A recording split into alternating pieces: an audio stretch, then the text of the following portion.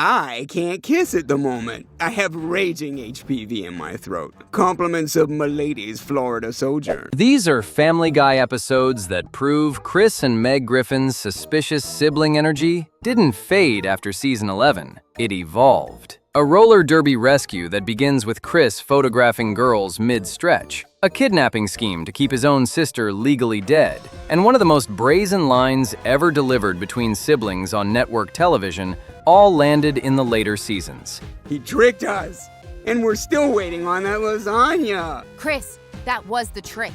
Oh, he tricked us! Here's the full breakdown. Let's start the show. Season 15, episode 16, opens looking like textbook material for every Chris and Meg sus compilation on the internet. But by the final act, it pivots into something nobody could have predicted. Chris goes from certified creep to self-sacrificing hero inside a single episode, and the emotional whiplash hits hard. Meg discovers roller derby and joins a team, finally landing on something physical, aggressive, and entirely her own. I can't believe it, you guys! This is the biggest surprise since the last M. Night Shyamalan movie. Chris tags along to the rink, but his reasons have nothing to do with supporting his sister's new hobby. He brings a camera because he wants to photograph her teammates while they stretch, meaning his sister signs up for a sport, and his first move involves snapping pictures of teenage girls bending over. Bend down and touch your toes. Memory card full? Come on! That's the foundation this episode builds on. Wow, this is awesome! I can't believe I'm a Quahog thug! When do we start skating? And then something turns. Watching the actual matches changes Chris, because roller derby is violent, with skaters getting thrown into walls, slammed to the ground, and knocked around at full speed. Boy, that was rough. This sport's even more dangerous than skeet shooting. The weird brother with a camera slowly transforms into a genuinely protective sibling, which, in the world of Family Guy, ranks among the rarest character developments imaginable. Are you okay? Yeah, I'm fine. This roller derby's really toughened me up.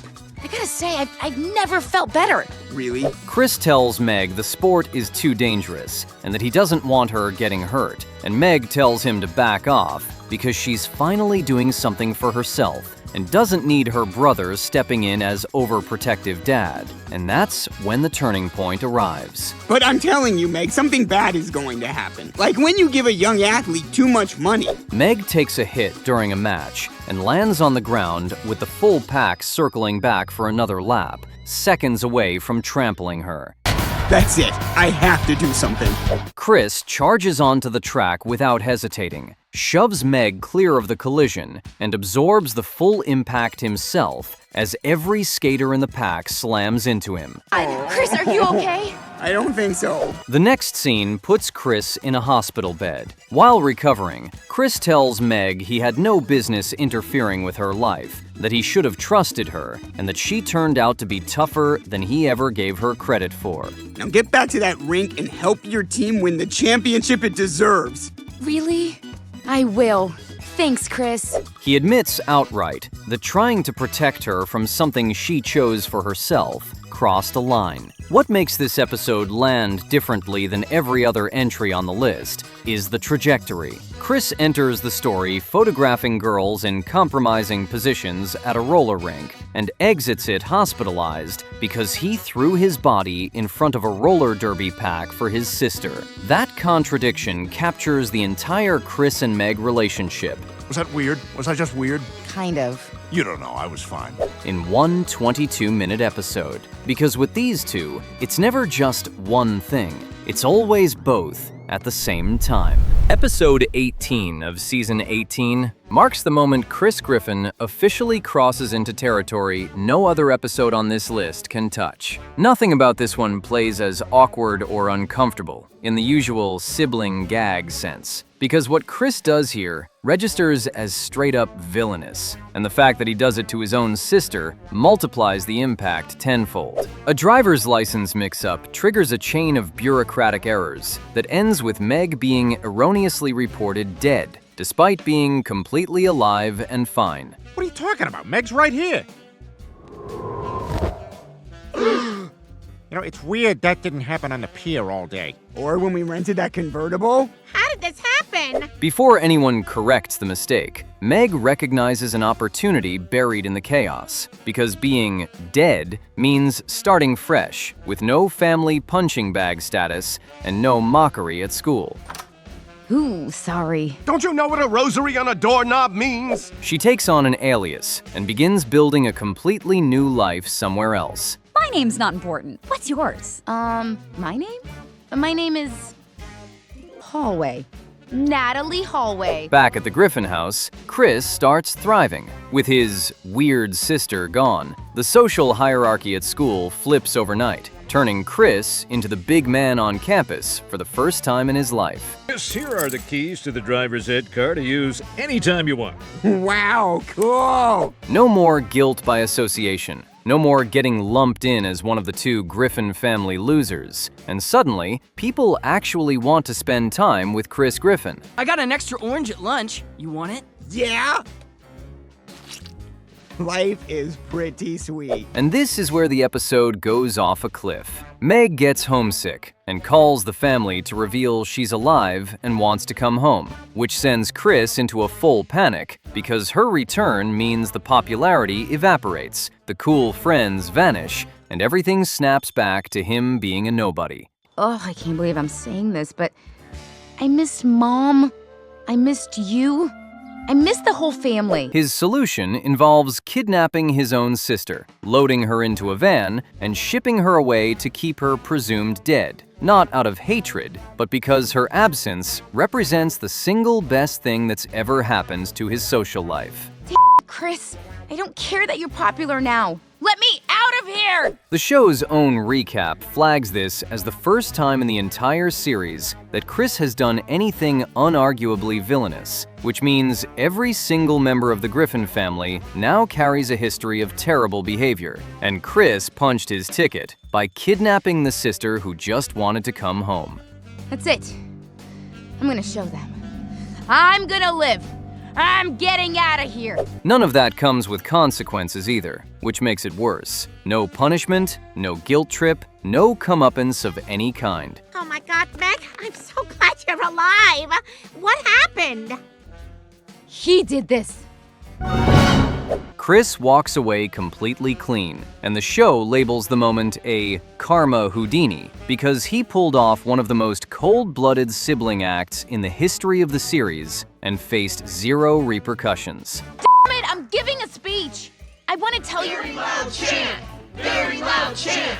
Very loud chant! Where Halloween on Spooner Street holds the title for the most sus moment between these two, Better Off Meg claims the crown for the most calculated and deliberate. Yeah, Meg, I'm just really glad this whole ordeal is over.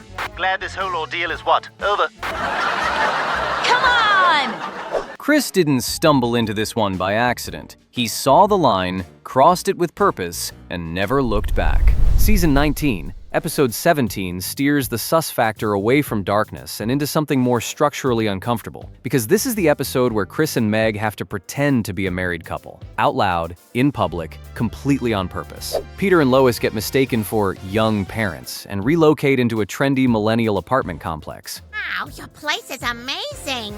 A pool, a spa, and all the lights are on dimmers, and a digital thermostat. Which leaves Chris and Meg at home with no supervision. Not pizza, not pizza, not pizza. And finally, this is calamari. This is my placenta. Are you listening? The setup plays like a standard Home Alone scenario at first. Two teenagers figuring out life without adults, until the food runs out. But I'm still hungry. What do we have left to eat? A gag confirms that Chris has, in his own words, made love to everything left in the fridge, which already qualifies as a peak Chris moment and exactly the kind of line that belongs on this list. With no food and no parents, I found Mom and Dad. Wait, what? Where are they? Well, first I need to explain how I found them. Let me start from the beginning. Stop just yelling that! Tracking down Peter and Lois at the apartment complex becomes the mission. The problem they run into is that two random teenagers can't walk into a gated millennial housing community and start knocking on doors without a cover story. Their solution involves disguises, with Chris putting on a fake mustache and Meg swapping her glasses for a different pair, and the two of them entering the complex while pretending to be a young married couple shopping for an apartment. I'm Dylan, and this is my wife, Dylan. Oh, same name couple, that's the dream. What the hell do you guys think you're doing? Selling the illusion means acting romantic, making small talk like partners, and performing as though they're actually together, all while being brother and sister walking arm in arm through a housing tour. Compliments of Milady's Florida sojourn. What a fun Gen Z time we're having! We should take a photo! The whole caper carries a SUS undertone that the show leans into without ever fully committing to the bit. Everything plays as a goofy rescue mission. Two kids in over their heads doing whatever it takes to find their parents. You guys can tap out anytime. I know you both have searing IPA sun headaches. There's ibuprofen in my backpack. But the visual of Chris wearing a fake mustache and holding Meg's hand while they tour apartments together hits a nerve that no amount of comedic framing can neutralize. Are you guys not super amped? No, we're old. We hate this. Well, this is a surprise. Oh, shut up. What separates this episode from the closet scene or the kidnapping plot is tone rather than shock value. No single moment lands as a gut punch. Chris, give us the ibuprofen and text the driver to pick us up here. I don't know how to do it. But the entire structure rests on Chris and Meg performing as a couple for a full episode, and the show never once lets you forget how strange that premise really is. I hated every minute of this. Season 20, Episode 6, skips the build-up entirely and drops the sus moment on you like a brick with zero warning, then moves on as if nothing happened. A running gag drives the episode, centered on Chris neglecting to take care of his personal business, and the fallout turns his behavior increasingly inappropriate around the women in his own household. He hits on Lois first, his own mother. Chris, have you masturbated today? No, ma'am. Well, get up there. And don't come back till What's for dinner? And then turns his attention directly toward Meg. The moment itself plays out fast. Chris puts his arm around Meg and delivers the line, "Long days, short years. Huh, Meg." Long days, short years, huh, Meg? In a tone that sounds nothing like a brother talking to his sister, and everything like someone testing their luck at a bar on a Friday night. Lois catches it from off-screen and yells, "Chris, masturbate," which functions as her way of telling him to go solve the underlying problem before the situation deteriorates any further. Chris, masturbate.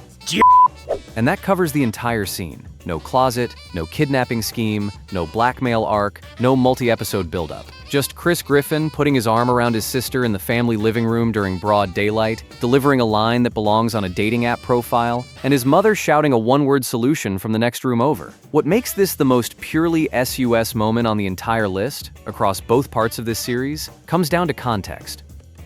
Long days, short years, huh, Meg? Chris, masturbate. Or rather, the complete absence of it. Every other episode featured a party game gone wrong, a power struggle, or a survival scenario that at least offered some framework for the behavior. Wow, they're really gone. You know what that means. We can finally greet Brian! This one offers nothing. Chris hits on Meg in their own house because he hasn't handled his personal business, and no excuse, no plausible deniability, and no creative reframing can make it look like anything other than exactly what it appears to be. This suit cost $40,000 and I'm throwing it away after this press conference. Okay, over here.